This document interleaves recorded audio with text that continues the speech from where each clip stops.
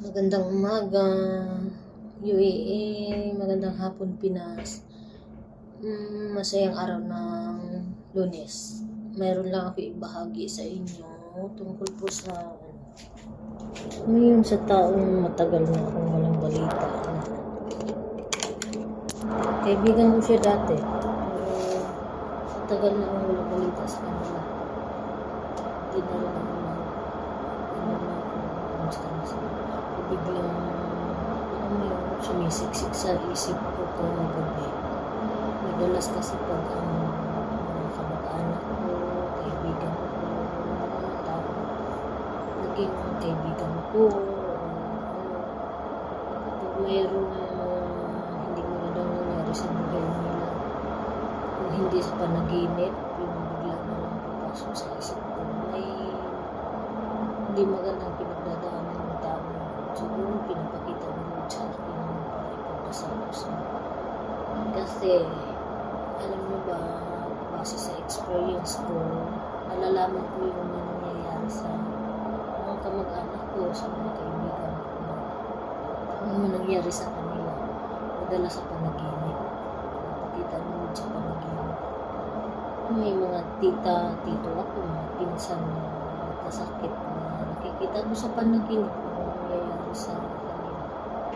Tapos yun, naghanap ako ng paraan kung paano makontak yung kamag-anak ng kapitbahay nila.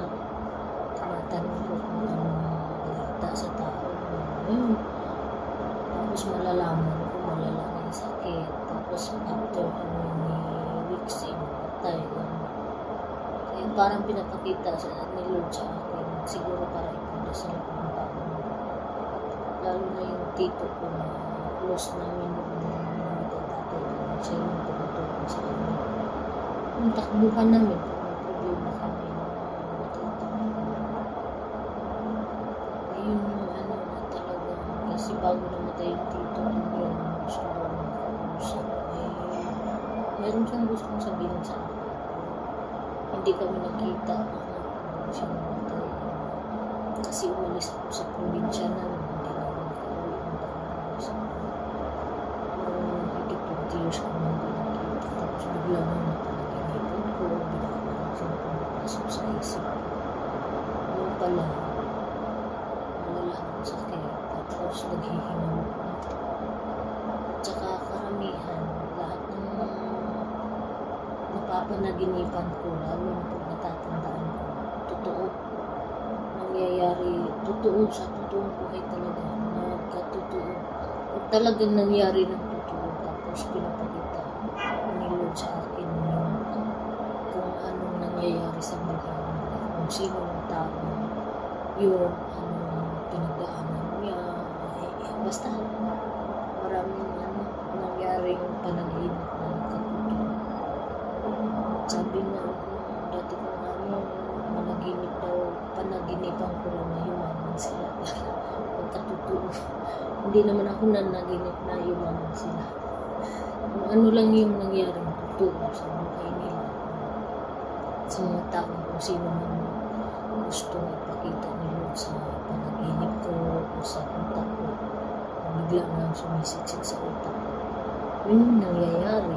Yun ang nangyari. Yun ang pinagdaanan nila. Yun ang nangyayari sa buhay nila. Yun lang. Parang, alam mo yung parang prophecy ba tawag mo? Basta something na parang nakikita ko yung nangyari either in the present or nung nakaraan or in the future, mga ganun. Minsan nga, bigla na lang akong may nasabi dun sa tao tapos sasabihin sa akin ng tao, paano mo ang nalaman? Hindi naman kita kilala ng ganun katagal. Parang ganun. Parang yun yung parang binigay ni Lord sa akin na may something sa akin na tas lang matagal ng panahon na hindi ako nananaginip. Kaya alam mo yun, nagtataka lang parang bumabalik yung something na hindi ko rin kasi na-practice matagal ng panahon hindi ko na-practice. Nasa Pinas pa ako halos gabi-gabi.